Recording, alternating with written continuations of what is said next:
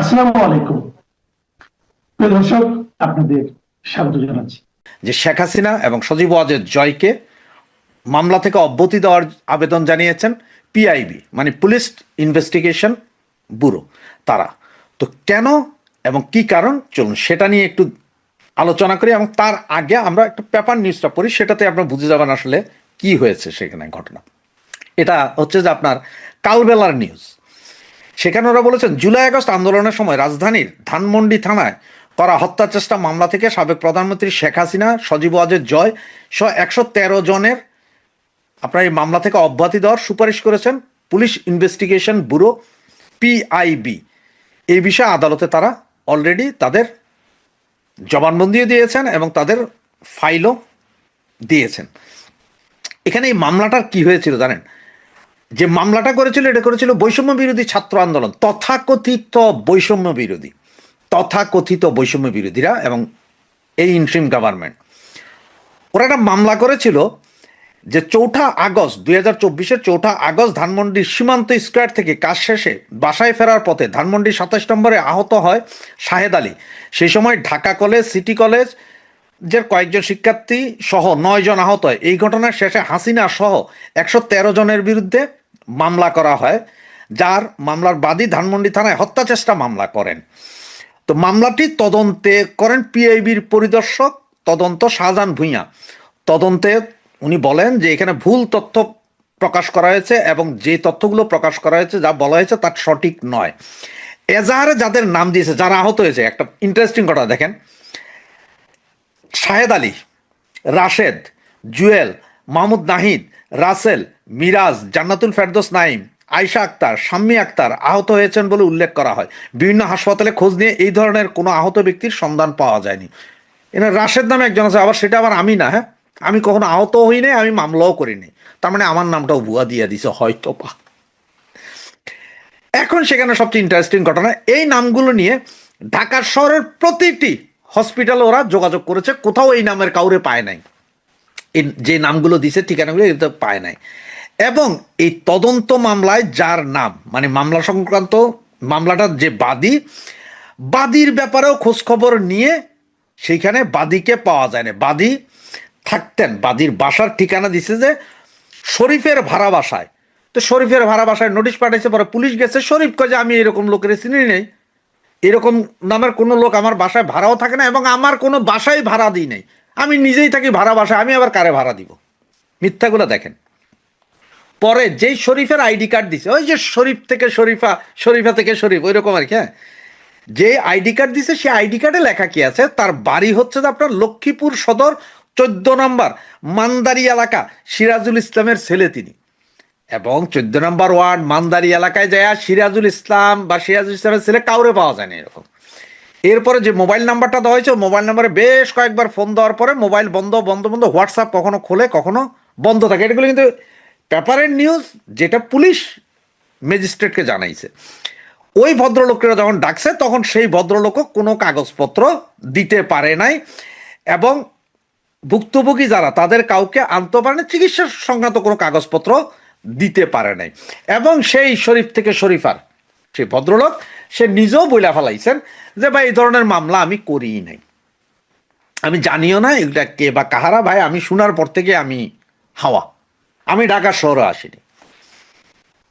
এখন দেখেন এই মামলা থেকে এখন অব্যাহতি চেয়েছে কার জন্য? শেখ হাসিনা এবং সজীব ওয়াজেদ জয়সহ 113 জনের জন্য। এটা মিথ্যা মামলা। যার কারণে আপনারা দেখেন যে যার কারণে যখন বলা হইল যে আবু সাইদের মামলা যখন হইল, এই যে সুর শহীদ আবু সাইদ, এর মামলা যখন বলা হলো যে পোস্টমর্টেম করতে হবে, কারণ এর পোস্টমর্টেম এর আগেও যতবার তৎকালীন সময়ে করা হয়েছিল তখনও বলা হয়েছিল যে পুলিশের গুলিতে না, তারা কেউ পেছন থেকে আঘাত করে মারা হয়েছে।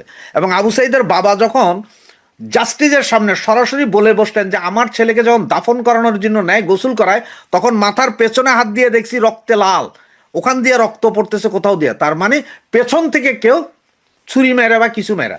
তা নাহলে আবু সাইদ গুলি খাইছে দিনের 3টায়, মারা যায় রাতের 8টায়, হসপিটালে নেওয়া হয় রাতের 8:30টায়।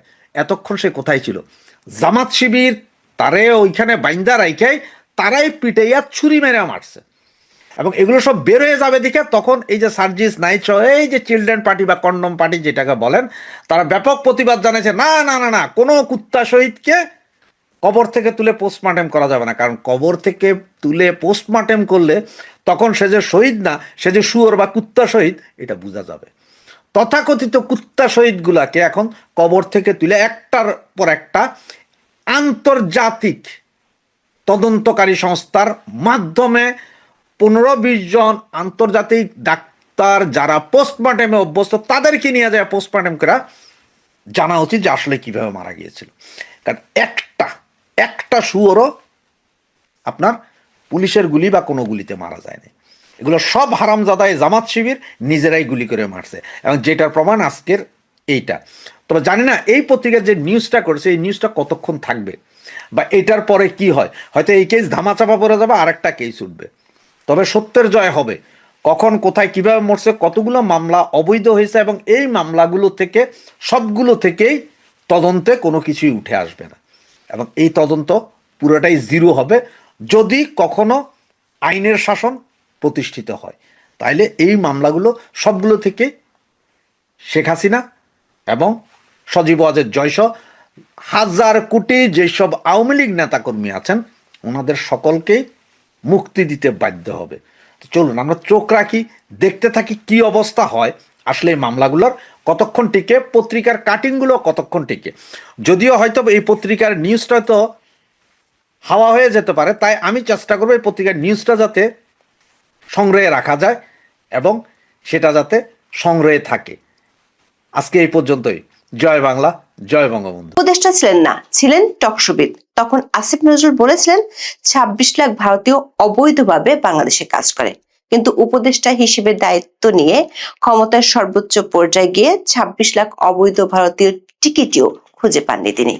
এবার তার নতুন অসত্য তথ্য বাংলাদেশের ক্রিকেটকে ঠেলে দিয়েছে বিরাট বিপদের মুখে। নানা ইস্যুতে গত 17 মাসে ভারত ও বাংলাদেশের কূটনৈতিক সম্পর্ক তলানিতে গিয়ে ঠেকেছে। দেশ দুটির মধ্যে সম্পর্ক যা আছে তা মূলত বেঞ্চকে ঘিরে। এরই মধ্যে বাংলাদেশের সংখ্যালঘু হত্যা ও নির্যাতনের ইস্যুতে ভারতে বিক্ষোভ দেখা যায়। পূর্ব নির্ধারিত সূচি অনুযায়ী আগামী 7 ফেব্রুয়ারি থেকে 8 মার্চ পর্যন্ত ভারত ও শ্রীলঙ্কায় আইসিসি টি20 বিশ্বকাপ অনুষ্ঠিত হওয়ার কথা। বাংলাদেশের প্রথম 3টি গ্রুপ ম্যাচ কলকাতা এবং শেষ ম্যাচটি মুম্বাইতে হওয়ার কথা রয়েছে। বিসিসিআই এর নির্দেশে IPL franchise Kolkata night Riders থেকে পেসার মোস্তাফিজুর রহমানকে অব্যাহতি দেওয়ার পর পরিস্থিতি ঘোলাটে হয়।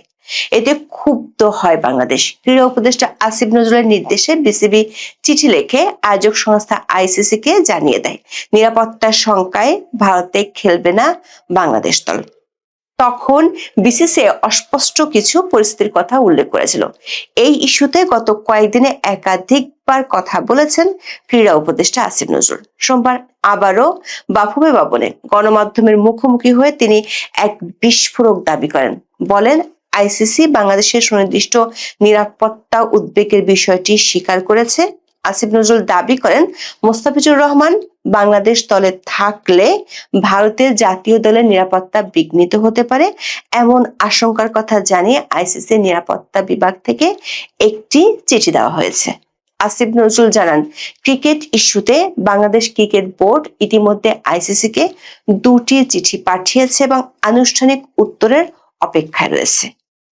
এরই মধ্যে আইসিসি নিরাপত্তা টিমের পাঠানো একটি চিঠি পরিস্থিতিকে আরো স্পষ্ট করে দিয়েছে বলে মন্তব্য করেন তিনি। বাফুফে ভবনে দেওয়া বক্তব্যে আসিফ নজরুল বলেন, আপনারা নিশ্চয়ই ক্রিকেটের খবর জানার জন্য এখানে এসেছেন। ক্রিকেটের ক্ষেত্রে আমাদের নতুন কোনো ডেভেলপমেন্ট নেই। বাংলাদেশ 2টি চিঠি দিয়েছে এবং আইসিসির উত্তরের অপেক্ষায় আছি। এর মধ্যে একটি বিষয় ঘটেছে যা আপনাদের জানানো প্রয়োজন। আইসিসির যে সিকিউরিটি টিম আছে তারা একটি চিঠি দিয়েছে। সেই চিঠিতে বলা হয়েছে 3টি বিষয় ঘটলে বাংলাদেশ দলের নিরাপত্তার ঝুঁকি বাড়বে। শর্ত 3টি উল্লেখ করে তিনি বলেন, প্রথমত, বাংলাদেশ দলে যদি মোস্তাফিজুর রহমান অন্তর্ভুক্ত হন। দ্বিতীয়ত, বাংলাদেশ দলের সমর্থকরা যদি জাতীয় জার্সি পরে ঘোরাফেরা করেন। আর তৃতীয়ত, নির্বাচন যত এগিয়ে আসবে তত বাংলাদেশ দলের নিরাপত্তার ঝুঁকি বৃদ্ধি পাবে। আইসিসি সিকিউরিটি টিমের এই বক্তব্যই প্রমাণ করে যে ভারতে বাংলাদেশ দলের টি20 বিশ্বকাপ খেলার মতো পরিবেশ নেই। তিনি আরো বলেন, আইসিসি যদি আশা করে যে বাংলাদেশের সেরা বোলারকে বাদ দিয়ে দল গঠন করতে হবে, সমর্থকদের জাতীয় জার্সি পরা যাবে না এবং ক্রিকেট খেলার জন্য দেশের নির্বাচন পিছিয়ে দিতে হবে, তবে সেটি হবে চরম অবাস্তব ও অযৌক্তিক দাবি। ভারতের সাম্প্রতিক পরিস্থিতির দিকে ইঙ্গিত করে ক্রীড়া উপদেষ্টা বলেন, দেশটিতে বিরাজমান উগ্র সাম্প্রদায়িক পরিবেশ এবং দীর্ঘদিনের বাংলাদেশ বিরোধী প্রচারণা সেখানে ক্রিকেট খেলা প্রায় অসম্ভব করে তুলেছে। তার মতে মুস্তাফিজ ইস্যু এবং আইসিসি সিকিউরিটি টিমের চিঠি এই বাস্তবতাকে সন্দেহাতীতভাবে প্রমাণ করে। তিনি জোর দিয়ে বলেন, ক্রিকেটের উপর কোনো দেশের একচ্ছত্র আধিপত্য থাকা উচিত নয় এবং বাজার ব্যবস্থাপনার কারণে কোনো টুর্নামেন্টের ভাগ্য নির্ধারিত হওয়া গ্রহণযোগ্য নয়। আইসিসি যদি সত্যি একটি বৈশ্বিক সংস্থা হয়ে থাকে, তবে বিকল্প ভেন্যু হিসেবে শ্রীলঙ্কাকে বিবেচনায় নেওয়া উচিত। এই প্রশ্নে বাংলাদেশ কোনোভাবেই নতি স্বীকার করবে না বলে তিনি হুঁশিয়ারি দেন। তবে ডেইলি স্টারের খবরে বলা হয়েছে, আইসিসি নিরাপত্তা দলের পক্ষ থেকে এমন কোনো চিঠির কথা জানেন না বলে জানিয়েছেন বিসিবির এক পরিচালক। নাম প্রকাশ না করার শর্তে তিনি বলেন, আইসিসি এখনো তাদের কোনো উত্তরই দেয়নি। আসিফ নজরুল যে অসত্য তথ্য দিয়েছেন সেটি মুহূর্তেই বুঝতে পারে বিসিবি এক সংবাদ বিজ্ঞপ্তিতে জানিয়েছে, ক্রীড়া উপদেষ্টার বক্তব্য বিসিবিকে পাঠানো আইসিসির আনুষ্ঠানিক কোনো জবাব নয়। বিসিবি বলেছে, যুব ক্রীড়া উপদেষ্টা আজ টি-20 বিশ্বকাপ ঘিরে আইসিসির চিঠির বিষয়ে একটি বক্তব্য দিয়েছেন। এটি বাংলাদেশের ম্যাচ ভারতের বাইরে সরিয়ে নেওয়া সংক্রান্ত বিসিবির অনুরোধে আইসিসি কোনো সরাসরি বা আনুষ্ঠানিক বক্তব্য নয়। এটি নিরাপত্তা হুমকি মূল্যায়ন সম্পর্কিত আইসিসি ও বিসিবির মধ্যে অভ্যন্তরীণ আলোচনার বিষয় ছিল। বিসিবি জানিয়েছে, ভারতে বিশ্বকাপ খেলতে নিরাপত্তার শঙ্কার কথা আইসিসি কে জানিয়েছে বিসিবি। দলের নিরাপত্তার কারণে ভারতের বাইরে বিশ্বকাপ ভেন্যুর ব্যবস্থার অনুরোধ করেছে। বোর্ড এখনো বিষয়টি নিয়ে আইসিসির উত্তরের অপেক্ষায় আছে। বিসিবির এমন ড্যামেজ কন্ট্রোল বিজ্ঞপ্তি ক্ষতি ঠেকাতে পারেনি। পিটিআইকে দেওয়া সাক্ষাৎকারে আইসিসির একটি সূত্র জানিয়েছে, ভারতের নিরাপত্তা সংক্রান্ত বিষয়ে আইসিসি থেকে বিসিবিকে একটি অভ্যন্তরীণ বার্তা পাঠানো হয়েছে, কিন্তু আসিফ নজরুল যা বলেছেন তা সম্পূর্ণ মিথ্যা। আইসিসি বিসিবির সাথে যোগাযোগের কথা স্বীকার করলেও আসিফ নজরুল যে 3টি দাবি করেছেন সেগুলো আইসিসি কঠোরভাবে প্রত্যাখ্যান করেছে। ভারতের সংবাদ সংস্থা পিটিআইকে দেওয়া এক সাক্ষাৎকারে আইসিসির একটি সূত্র জানিয়েছে, ভারতের নিরাপত্তা সংক্রান্ত বিষয়ে আইসিসি থেকে বিসিবিকে একটি অভ্যন্তরীণ বার্তা পাঠানো হয়েছে, কিন্তু আসিফ নজরুল যা বলেছেন তা সম্পূর্ণ মিথ্যা। আইসিসির কোনো বার্তাতেই মুস্তাফিজের দলে থাকা বিষয়টি যে সমস্যা হতে পারে তা উল্লেখ করা হয়নি। এটি পুরোপুরি ভিত্তিহীন। আনুষ্ঠানিক বার্তায় এমন কোনো পরামর্শ দেওয়া হয়নি। এদিকে ক্রিক-ইনফোর এক প্রতিবেদনে বলা হয়েছে, আইসিসি বাংলাদেশকে যে নিরাপত্তা বিষয়ক মূল্যায়ন প্রতিবেদন দিয়েছে তাতে 2026 টি-20 বিশ্বকাপে ভারতে বাংলাদেশের ক্রিকেট দলের জন্য কোনো সুনির্দিষ্ট বা বাড়তি নিরাপত্তার ঝুঁকির কথা বলা হয়নি। অভ্যন্তরীণ এই মূল্যায়নটি বাংলাদেশ ক্রিকেট বোর্ড বা বিসিবি নিরাপত্তা দলের সঙ্গে শেয়ার করা হয়েছে। সেখানে বলা হয়েছে, আইসিসির দেওয়া প্রতিবেদনে সামগ্রিকভাবে দলের জন্য কোনো ঝুঁকির কথা উল্লেখ না করা হলেও কিছু ভেন্যুতে কম থেকে মাঝারি মাত্রার ঝুঁকি এবং অন্য কয়েকটি কম বা নেই বললেই চলে এমন উল্লেখ করা হয়েছে, যা আইসিসির বিশ্বব্যাপী প্রচলিত সংশ্লিষ্ট ক্যাটাগরি নির্ধারণের অংশ এবং সেসব সাধারণ ম্যাচ স্থানান্তরের মতো সিদ্ধান্ত নেওয়ার জন্য যথেষ্ট কারণ হিসেবে বিবেচিত হয় না। এদিকে গুঞ্জন রয়েছে, বাংলাদেশের ম্যাচগুলো ভারতের ভেতরে অন্য কোনো ভেন্যুতে আয়োজনের প্রস্তাব দেওয়া হতে পারে। বিসিবিকে আইসিসি বিকল্প ভেন্যু হিসেবে চেন্নাই ও তিরুবনন্তপুরমকে প্রস্তাব করতে যাচ্ছে। এর অর্থ হলো বাংলাদেশকে ভারতে বিশ্বকাপ খেলতে হবে, আর যদি বাংলাদেশ এই শর্ত মেনে না নেয় তাহলে কঠিন শাস্তি নেমে আসতে পারে, যার দায় হয়তো আসিফ নজরুল আবারও কোনো গরম গরম বক্তব্য আর মিথ্যা তথ্য দিয়ে ঢেকে দিতে চাইবেন। কিন্তু ততদিনে যে ক্রিকেটের জন্য বাংলাদেশকে বিশ্বের মানুষ চেনে, সেই ক্রিকেটের যে ক্ষতি হয়ে যাবে সেটি অন্তর্বর্তী সরকার আমলে গত 17 মাসে যত ক্ষতি হয়েছে তার চেয়ে কম কিছু হবে না। মনে ধারণা সামনের সংসদে বিএনপি থাকবে সরকারে, জামায়াত এনসিপি থাকবে বিরোধী কাতারে। কেউ জিতবে কেউ হারবে, কিন্তু খেলার রেফারি যে আগে থেকে নির্ধারিত তা লুকোনোর চেষ্টা করছে না রেফারি নিজেও, মানে নির্বাচন কমিশন। এই ধারণা শুধু গুঞ্জন নয়, প্রকাশ্য রাজনৈতিক বক্তব্যেও এর আভাস মিলছে। ফলে নির্বাচনী তফসিল ঘোষণার আগেই মানুষ ফল নিয়ে নিশ্চিত, আর এই নিশ্চয়তা মানেই মানুষের কোনো উৎসাহ নেই। যে উৎসাহ জনগণের নেই তা দেখে বিদেশিরাও প্রশ্ন তুলছেন, ইনক্লুসিভ না হলে কি হবে, ক্রেডিবল হবে? উত্তর এখনো পাওয়া যাচ্ছে না। কোনো বিদেশিরা আবার খুবই আগ বাড়িয়ে ইউনূস সরকারকে বৈধতা দেওয়ার জন্য, ইউনূস সরকারের কাজকর্মকে বৈধতা দেওয়ার জন্য উঠে পড়ে লেগেছে। সেজন্য মিলিয়ন মিলিয়ন ইউরো ইনভেস্ট করা হয়েছে পিআর ফার্মকে এসব রাজনীতিবিদদের ম্যানেজ করার জন্য। আইনের শাসন নেই বললেই চলে, এবং সংশয় সে কারণেই। সংবিধান আছে, কিন্তু তা যে কোনো রাতে যে কোনো অধ্যাদেশে বদলে যেতে পারে।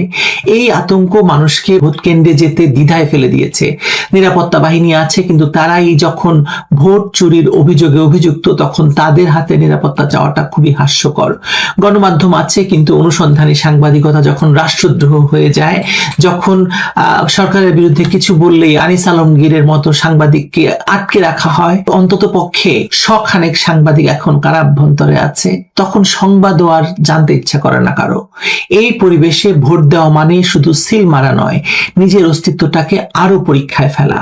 মানুষ জানে পরীক্ষায় পাশ ফেল যাই হোক, খাতা যে পুরো পূর্বেই কেউ বদলে দেবে, মানুষ সেটা জানে বলেই তার কোনো আগ্রহ নেই নির্বাচন নিয়ে। একটি পাতানো সরকার পাতানো নির্বাচন করে যাচ্ছে।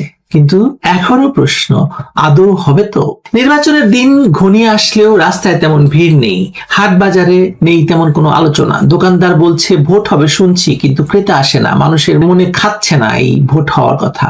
খেটে খাওয়া মানুষ বলছে ভোট দিলে কি হবে, গতবার তো দিলাম, কিন্তু গন্ডারে চড়ে যে জিতলো সেটা তো আমার চেনা নয়। তরুণরা বলছে আমাদের তো ভোটার হওয়ার কথা ছিল উৎসবের, কিন্তু উৎসবে গেলে পুলিশ ধরে নিয়ে যায়। এখন উৎসবই ভয়। এই ভয়, এই অনীহা, এই বিতৃষ্ণা, এগুলো কোনো রাজনৈতিক দলের মিছিল উৎপন্ন হয়নি। এগুলো ঘরে ঘরে জন্ম নেওয়া অনাস্থা, ভয়ঙ্কর অনাস্থা। অনাস্থার কারণ পরিসংখ্যানেও ধরা পড়ে।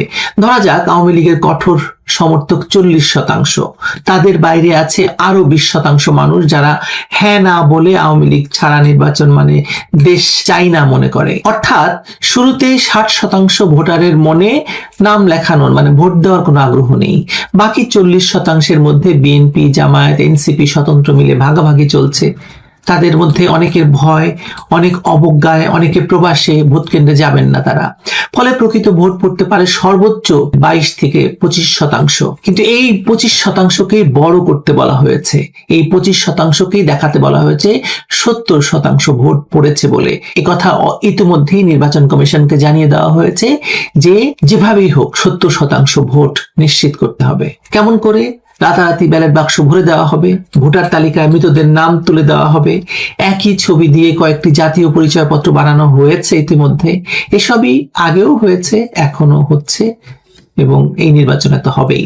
তফাৎ শুধু এই যে আগে লজ্জা ছিল, এখন লজ্জার বালাইটুকু নেই বলেই জুলাইয়ের ষড়যন্ত্রকারীরা এখন সংসদে বসার স্বপ্ন দেখছে। তাদের যুক্তি, আমরা সরকার ফেলেছি তাই রাষ্ট্র ক্ষমতা আমাদের অংশীদারিত্বে হতে হবে। এই যুক্তি গণতন্ত্রের নয়, এই যুক্তি মাফিয়ার। যে ভাঙে সেই পায়। এই যে মাৎসান নেয়, এই যে ভয়াবহ চিন্তা, এখন নির্বাচনের ভিত্তি হচ্ছে এটাই, আমার দখলে সবকিছু আসতে হবে, রাষ্ট্রকে আমরা দখলে রাখবো। কিন্তু মাৎস্যর ন্যায়ের যে শেষ পর্যন্ত বড় মাছ ছোট মাছকে গিলে খায়, সেটা তারা ভুলে যায়।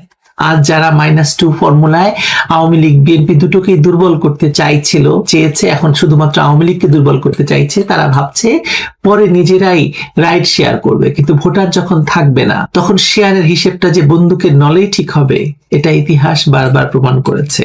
ইতিহাস এও বলছে বাঙালিকে শাসন করা যায় না, শুধু হত্যা করা যায়। 1971-এ পাকিস্তানি হানাদার বাহিনী শেষ পর্যন্ত শাসন করতে পারেনি, কারণ বাঙালি মেনে নেয়নি। আজও যদি কেউ ভাবে জোর করে ভোট করে, জোর করে ফল ঘোষণা করে, জোর করে সংসদ বসিয়ে দিলেই শাসন সম্ভব, তবে বোকার স্বর্গে বাস করছে সে। নির্বাচনের 3 দিন পর থেকেই শুরু হবে নতুন অস্থিরতা।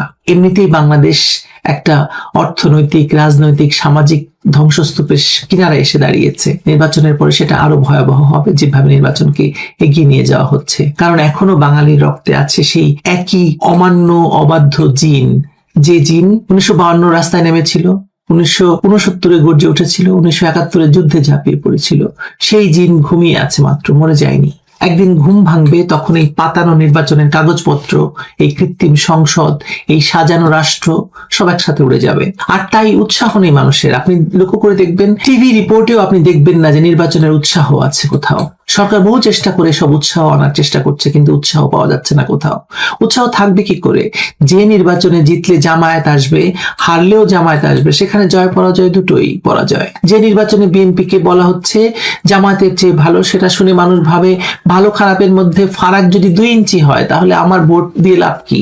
যে নির্বাচনে আওয়ামী লীগকে বলা হচ্ছে দূরে থাকো, তাকে আসতে দেওয়া হচ্ছে না কোথাও, তাকে না রেখে নির্বাচন করার ঘোষণা দেওয়া হচ্ছে, সেটা শুনে মানুষ বুঝতে পারছে যে এখানে জোর করে একটি পক্ষকে নির্বাচনের বাইরে রাখা হচ্ছে। এই খেলায় মাঠে নামা মানে নিজের পায়ে কুড়াল মারা। তাই মানুষ মাঠে নামছে না, ঘরে বসে আছে।